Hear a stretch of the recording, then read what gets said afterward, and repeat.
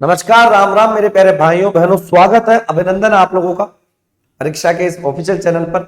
मैं आपका भाई हर्ष कुमार आपका हार्दिक अभिनंदन करता हूं, स्वागत करता हूं और आपका अभिवादन करता हूं। तो दोस्तों, आज का जो वीडियो बेसिकली रहने वाला है वो हम इसकी बात में चर्चा करेंगे कि राजस्थान सीईटी जो 10th प्लस 2 एग्जाम है उसकी 90 दिनों में सटीक रणनीति क्या रहनी चाहिए, तैयारी कैसे करनी चाहिए।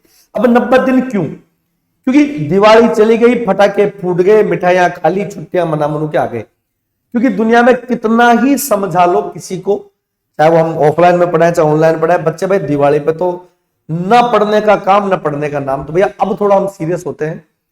अगर मैं बात करता हूं कि फरवरी में हमारा एग्जाम है, डेट आप लोगों की आ गई है, तो नवंबर, दिसंबर, जनवरी, मैं तो इन 3 महीनों को कवर लेकर चलता हूं और 90 दिन की एक सटीक रणनीति के साथ अपन इस सेशन को लेकर आगे बढ़ेंगे।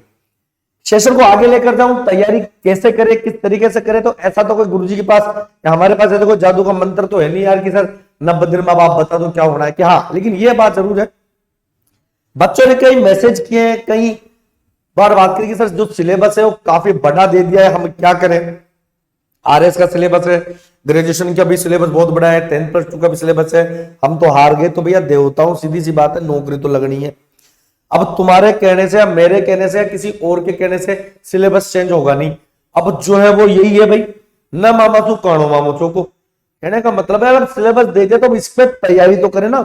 और जो स्थिति आपकी है वही स्थिति सबकी है, क्या इतना बड़ा सिलेबस है। और साथ में अगर आप तैयारी नहीं करोगे तो दोस्तों इनके अंतर्गत आने वाली वैकेंसियां जिनमें आप नौकरी करना चाहते हैं तो वो आप कर नहीं पाओगे जब तक आप अच्छे नंबर नहीं ले आओगे। तो भैया तैयारी सटीक रणनीति के साथ रहनी चाहिए। और आप एक बात को मत भूलिएगा कि आपके साथ वो भी आपके प्यारे भाई बहन है जो पिछले 5-6 साल से लगातार तैयारी कर रहे हैं, तो उनके समकक्ष आने के लिए भी आपको मेहनत करनी पड़ेगी। समय 90 दिन है। मैं ये तो नहीं कहता कि 90 दिन का समय बहुत ज्यादा रहता है, लेकिन हाँ इतना भी कम नहीं है कि आप तैयारी कर ही नहीं सकते और पेपर तोड़ ही नहीं सकते। इनफ टाइम है, बहुत अच्छा टाइम। और फरवरी के एंड तक होगा तो ये तो और भी ज्यादा जाएगा। लेकिन हाँ, अपन बात करें तो उससे पहले मेरे लाडलो, मैं जो यहां चर्चा कर रहा हूं, पहले तो अपन कौन कौन सी चीजें कवर करने वाले। तो पहले तो अपन बात करेंगे एग्जाम पैटर्न की, कि क्या एग्जाम पैटर्न है, साथ ही सिलेबस जो होगा। दूसरी सबसे बड़ी बात है मेरे लाडलो की, जब भी आपको तैयारी करनी है तो अपने सिलेबस का विभाजन सही तरीके से करें कि भाई ये चीजें हैं, मुझे ये कवर इतने दिन में करनी है, ये राजस्थान का कला संस्कृति है, मुझको इसमें इतने दिन देने हैं। जब तक आपको सिलेबस का सटीक विभाजन करना नहीं आएगा आप बाद में कंफ्यूज रहोगे। जब रिवीजन का टाइम आएगा ना लाडलो, तो कचरा सा हो जाता है और घोड़ पैसा हो जाता मामला। तीसरे पॉइंट, नोट्स बनाए। नोट्स, अब नोट्स बनाने का मतलब है कि एक एक चीज के नोट्स बना लें। कुछ चीजें पढ़ते रहे। जो चीज आपको लगती है कि यार ये एक महत्वपूर्ण चीज है, इसके नोट्स अपन बना लें। तीसरी चीज, कमजोर विषयों को ज्यादा पढ़ें, इसके बारे में बात करेंगे, है ना। जो विषय तैयार है उसका रिवीजन करें, ये रिवीजन है भैया, है ना, रिवीजन करें। और टेस्ट सीरीज, इन सब पॉइंटों पर मैं आज आपको बात करने वाला हूं। उससे पहले मैं इस वीडियो में आपको बता दूं कि जो एग्जाम पैटर्न है वो ये है कि ये तो सिलेबस है, काफी बार हमने सिलेबस डिस्कशन कर लिया है आप लोगों के साथ, अब दोबारा जरूरत नहीं है। कि 150 प्रश्न है, 300 नंबर के हैं, 3 घंटे हैं, नेगेटिव मार्किंग है नहीं। तो जो बच्चे बिना वैसे पढ़ रहे, तुक्के लगाने वाले, अक्कड़ बक्कड़ बम्बे बो जय माता दी, तो वो कर सकते हैं, कोई बड़ी बात नहीं है। क्योंकि वो तब भी वही करेंगे, रब भी वही करेंगे। पर जो पढ़ने वाले बच्चे हैं ना, उनकी बात अगर अपन बताएं तो बेटा ये जो पूरा सिलेबस आपको दे रखा है, राजस्थान का इतिहास, कला संस्कृति, साहित्य, विरासत, उसके सब टॉपिक्स हैं, ये मैंने पहले भी चर्चा कर रखी है। राजस्थान का ज्योग्राफी यहाँ पर आपको बताया गया है ना। राजस्थान पर विशेष बल के साथ पॉलिटिकल साइंस आपको बताई गई है। इकोनॉमिक्स जो है वो आपको पूरी पढ़नी है। जनरल साइंस जो है वो आपको पढ़ना है, ठीक है, जो भी आपके दैनिक जीवन साइंस है। रीजनिंग आप लोगों की है यहाँ पर, ठीक है, 10 प्लस 2 में। रीजनिंग में कई बच्चे बोल रहे हैं कि सर रीजनिंग नहीं है। मैं बोल रहा हूँ बेटा ये जो 2 पॉइंट है ना, यही कंप्लीट रीजनिंग है। ये मैथमेटिक्स के पूरे पॉइंट दे दिए आप लोगों को। साथ के साथ मेरे लाडलो, यहाँ पर आपको सामान्य हिंदी पढ़नी है। अब देखा जाए तो यार देखो, मैं तो मना नहीं करूंगा, इंग्लिश भी है और उसके बाद में आपका कंप्यूटर ज्ञान भी है और मेरे लाडलो समसामयिक की घटनाएं भी है ना। अब सीधी सी बात यह है कि यहां पर, है ना, सबसे पहली पॉइंट मैं आप लोगों के सामने डिस्कस करने जा रहा हूं कि यार सिलेबस बड़ा है, तो यार जितना बड़ा है उसकी अपने को तैयारी तो करनी पड़ेगी। तो पहली बात तो यह है कि आप अपने सिलेबस का विभाजन सही तरीके से करें।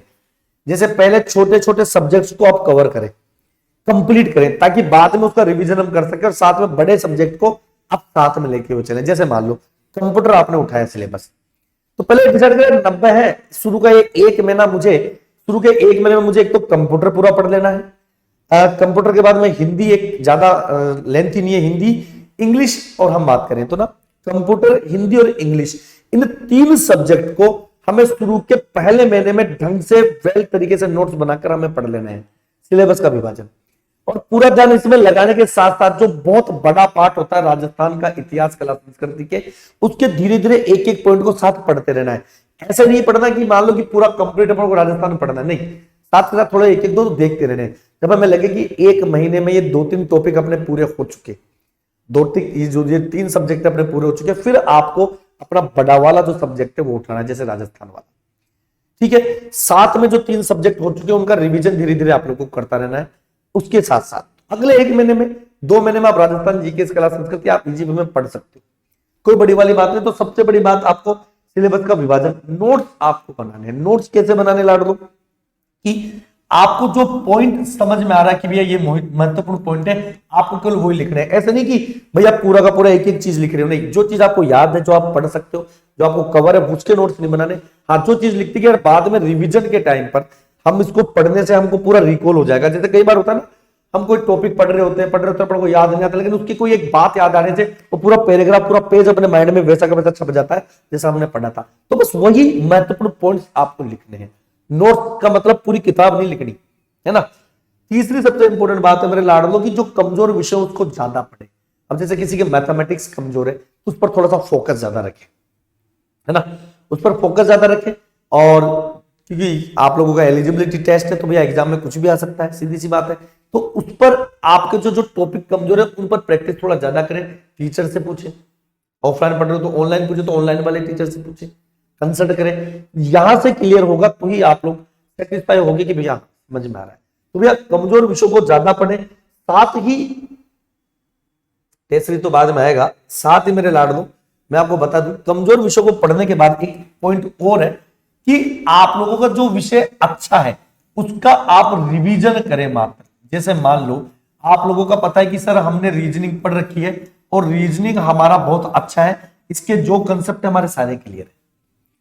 साथ ही कि सर कंप्यूटर भी हमने पढ़ा हुआ है, हम तो एमटेक बीटेक है, कंप्यूटर हमारा बहुत अच्छा है ना। कि सर हमने हिंदी एक बार पढ़ी थी सब इंस्पेक्टर में, हमने तब भी पढ़ लिया, और सर इंग्लिश में तो हमने एसएससी सीजीएल की तैयारी की, ये भी बढ़िया। तो इनको एक एक बार कवर करके दोस्तों इनके टेस्ट पेपर, इनके प्रैक्टिस सेट निकालना स्टार्ट करें।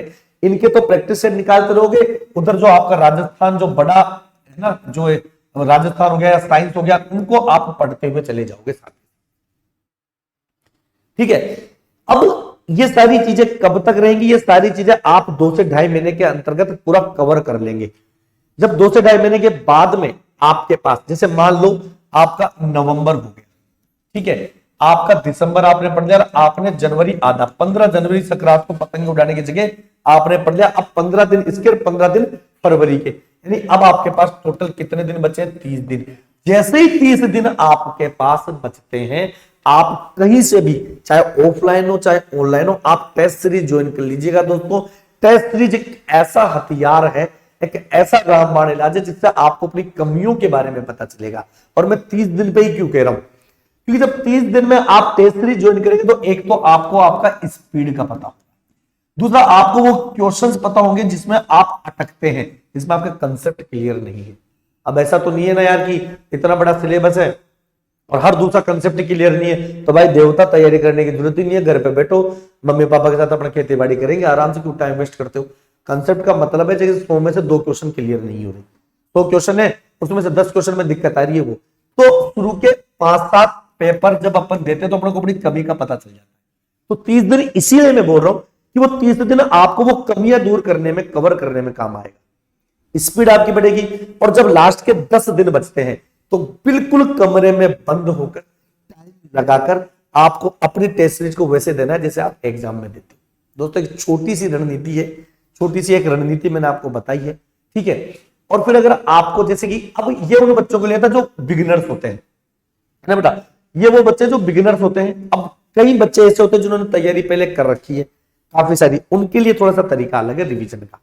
जैसे मान लो किसी भी सब्जेक्ट को आप पढ़ते हो तो आपने पहला टॉपिक उठा लिया भैया राजस्थान की जलवायु, या आपने उठा लिया बेटे मेले, या आपने उठा लिया बेटा मान लो आभूषण वाला पॉइंट कोई आपने पढ़ा, है ना, या रीजनिंग में ब्लड रिलेशन उठा लिया, तो आपको ऐसे नहीं पढ़ना, हर सब्जेक्ट के सारे टॉपिकों को साथ साथ में लेकर पढ़ना पड़ेगा। जैसे 10-15 क्वेश्चन जलवायु के पढ़ लिए, 5-10 क्वेश्चन कला संस्कृति के पढ़ लिए, थोड़ा 5-10 क्वेश्चन इकोनॉमिक्स के पढ़ लिए, फिर ज्योग्राफी के पढ़ लिए, फिर पॉलिटिकल साइंस के पढ़ लिए। इसलिए एक साथ सबको टच में लेकर चलना होगा, क्योंकि एक्चुअली होता क्या कि एक टॉपिक अपन पूरा क्लियर कर लेते हैं, दूसरा कर लेते हैं, तीसरा, जब 10वें टॉपिक पर आते हैं तो पिछले टॉपिक धुंधले हो जाते हैं, बत्ती लग जाती है भाई, सब धुआं धुआं हो जाता है, कोरा छा जाता है।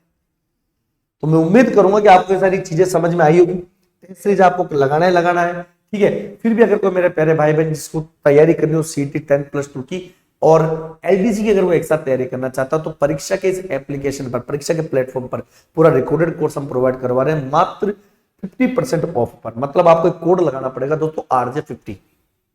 तो कोर्स की जो प्राइस है उसके 50% वैल्यू पर आपको एक कोर्स मिल जाएगा। और फिर भी कोई दिक्कत होती है तो ये सपोर्टिंग टीम के नंबर है, इस नंबर पर आप कॉल करके अपने कोर्स को परचेज कर सकते हैं।